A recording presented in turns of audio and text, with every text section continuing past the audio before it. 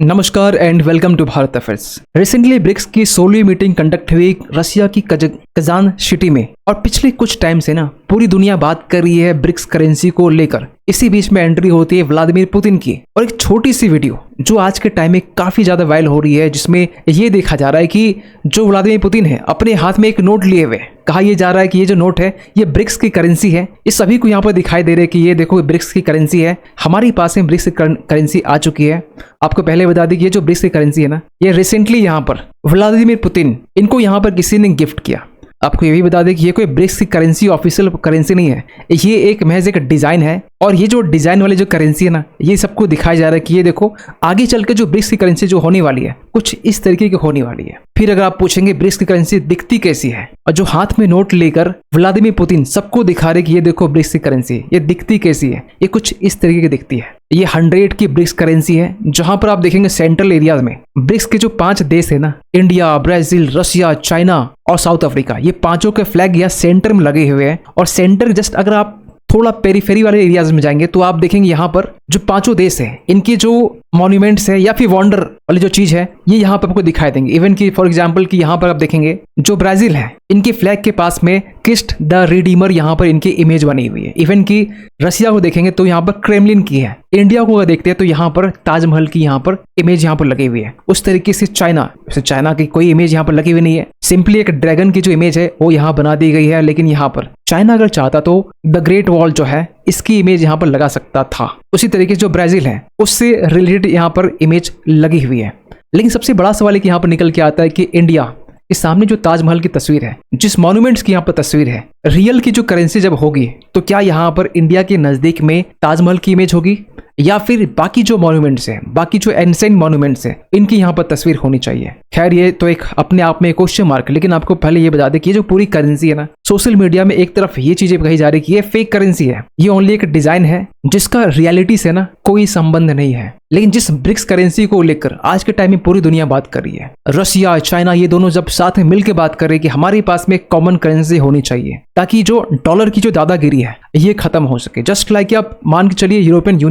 Union जो कि आज के टाइम में 27 देशों का एक समूह है, वैसे तो पहले 28 था, ब्रिटेन एग्जिट करके ये ब्रेक्जिट बन जाता है। और जो आज के टाइम में ना यूरोपियन यूनियन है इनकी एक कॉमन करेंसी है, जी हाँ बिल्कुल, इनकी एक कॉमन करेंसी है यूरो। और ये जो यूरो है ना, जितने भी देश है, चाहे फ्रांस हो, जर्मनी हो, बाकी सारे जो यूरोपियन कंट्रीज के देश है, ये लोग आज के टाइम में कॉमन करेंसी यूज करते हैं यूरो। इवन कि यहाँ पर एक कॉमन पार्लियामेंट भी है। वैसे अपनी अपनी देश में एक पार्लियामेंट होती है, जैसे फॉर एग्जाम्पल इंडिया में लोकसभा है, राज्यसभा है, उस तरीके से हर एक देश में होती है। लेकिन ये एक ऐसा समूह है, यूनियन है, जिनकी अपनी एक पार्लियामेंट भी है, जो हर एक देश से कुछ मेंबर ऑफ पार्लियामेंट भेजा जाते हैं, और इस तरीके से जो पूरी पार्लियामेंट है वो रन होती है। तो कुछ इस तरीके के जो ब्रिक्स करेंसी वो होने वाली है। और आपको बता दें कि जो करेंसी है ना, यूरोपियन यूनियन की जो यूरो करेंसी, आज के टाइम में जो इंडियन रुपीज की जो वैल्यू है ना एक यूरो की, ये डॉलर से भी ज्यादा है, 91.05 इंडियन रुपए के बराबर है। तो यहाँ पर ये देखा जा रहा है कि अगर हमारे पास में, अगर ब्रिक्स के पास में अगर कॉमन करेंसी ब्रिक्स करेंसी आती है तो इसकी वैल्यू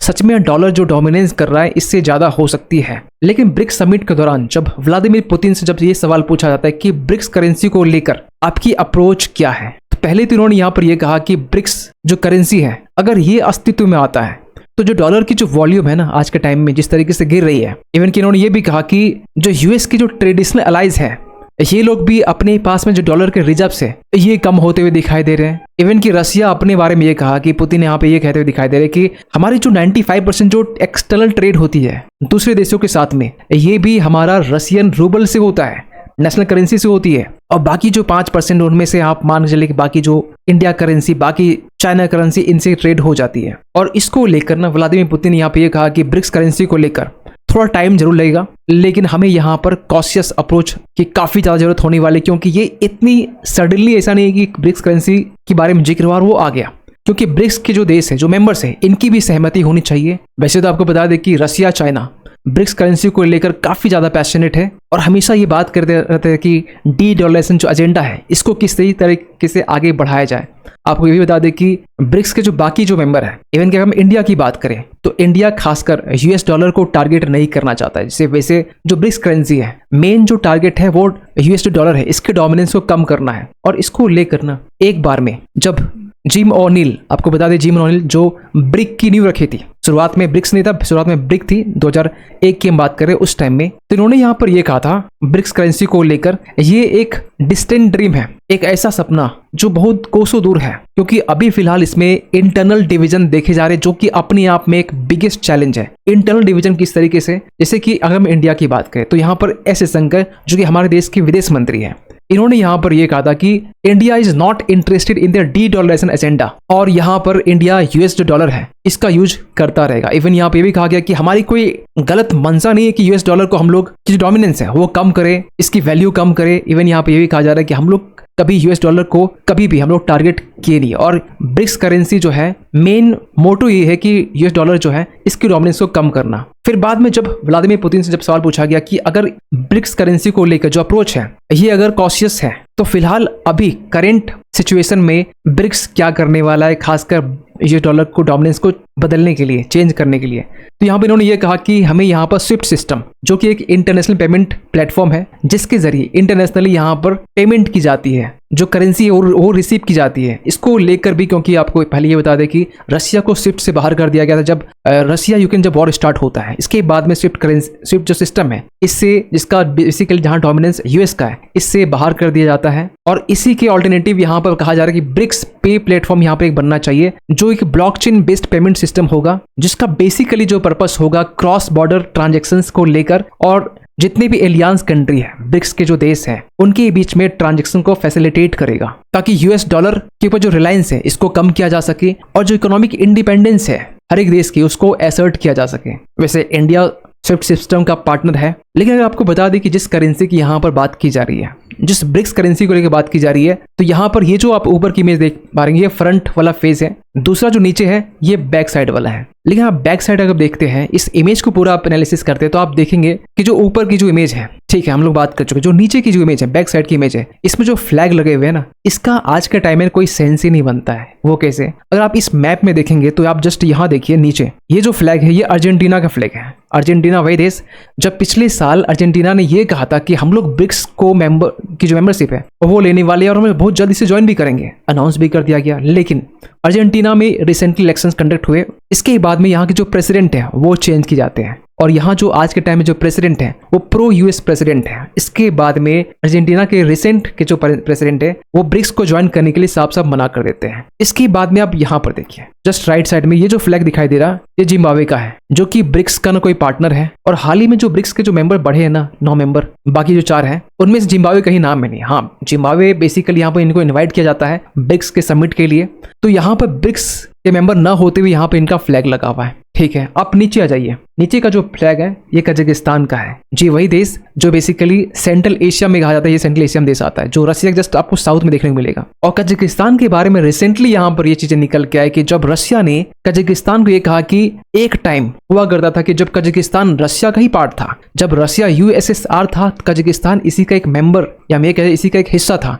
जब 1991 में जब ये टूटता है 15 हिस्सों में, कजाकिस्तान अलग हो जाता है, तो रशिया ने कजाकिस्तान को ये कहा कि आप भी ब्रिक्स का मेंबर बन सकते हैं। जब ये इनवाइट किया गया तो यहाँ पर यूएस का प्रेशर कुछ इस तरीके से था कि कजाकिस्तान ने साफ साफ यहाँ पर रशिया को मना कर दिया कि हम लोग ब्रिक्स को ज्वाइन नहीं कर सकते। आप देखेंगे जो कजाकिस्तान है ये ब्रिक्स को ज्वाइन करने से रिफ्यूज कर देता है। इसके बाद में ना रशिया ने जो फ्रूट्स, जो वेजिटेबल्स, जो एसेंशियल कमोडिटीज का जो सामान है जो कजाकिस्तान से रशिया आता है, इस पर बैन इम्पोज कर देता है। लेकिन एक सवाल दिमाग में चल रहा होगा कि ब्रिक्स जो करेंटली फिलहाल अभी तो 5 से बढ़कर ये 9 देश बन चुके हैं। सऊदी अरेबिया जो बेसिकली यहाँ पर पेंडिंग जिनकी मेंबरशिप है, अब यहाँ पर कहा जा रहा है ब्रिक्स नहीं है, ब्रिक्स प्लस बन चुका है, जो एक फॉर्मेडेबल इकोनॉमिक ब्लॉक बन चुका है, जिनके बारे में कहा जाता है कि जिनकी वर्ल्ड की जो पॉपुलेशन है, आधी वर्ल्ड की पॉपुलेशन है, 38% जो ग्लोबल जीडीपी रखती है अपने आप में, 40% द ग्लोबल जो ट्रेड है अपने आप में ये परसेंटेज शेयर करती है। इसके बाद भी ना ब्रिक्स करेंसी को लेकर एक बहुत बड़ा चैलेंज ये आने वाला है कि ब्रिक्स करेंसी ठीक है,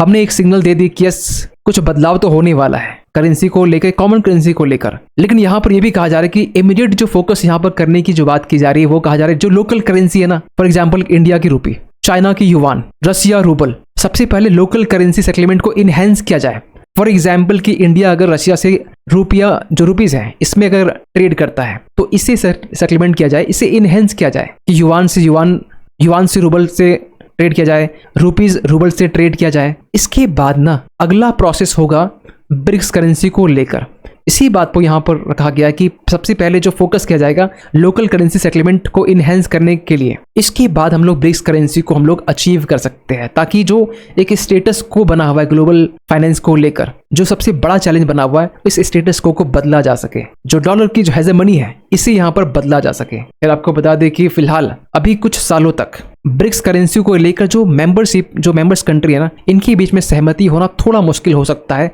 लेकिन हाँ, अगर हम इंडिया की बात करें ना, यूएस डॉलर के अगेंस्ट में नहीं है, ब्रिक्स करेंसी को कंप्लीटली इंडिया अडॉप्ट कर सकता है, ये एक क्वेश्चन मार्क बना रहा है, क्योंकि इंडिया पहले भी ये बोलता आ रहा है कि ब्रिक्स करेंसी का तो हम सम्मान कर रहे हैं, लेकिन हाँ, यूएस डॉलर जो है बेसिकली जो टारगेट में है ब्रिक्स करेंसी के, इसके डोमिनेंस या इसे भी हम लोग टारगेट नहीं करना चाहते। तो यहाँ पे एक क्वेश्चन मार्क क्रिएट हो सकता है कि इंडिया क्या ब्रिक्स करेंसी को लेकर अपनी सहमति दे सकती है। इस पर आप क्या सोचते हैं, कमेंट कीजिएगा। और जाते जाते एक क्वेश्चन आप सभी के लिए, हाल ही में यहाँ पर LISA means laser interferometer space antenna, ये जो मिशन है रिसेंटली न्यूज में था। आपको बताना ये है कि ये जो लीजा मिशन है ना, ये नासा ने किस देश के साथ मिलकर इस प्रोजेक्ट को बनाया। यहाँ पर आपके पास में ऑप्शन है Japan aerospace exploration agency means JAXA कह सकते हैं, CNSA मींस चाइना का है, इसरो मींस इंडिया का है, और यहाँ पर ESA means human space agency का है। सही आंसर कीजिए कमेंट सेक्शन पे। मिलते किसी अगली वीडियो, तब तक के लिए थैंक यू सो मच।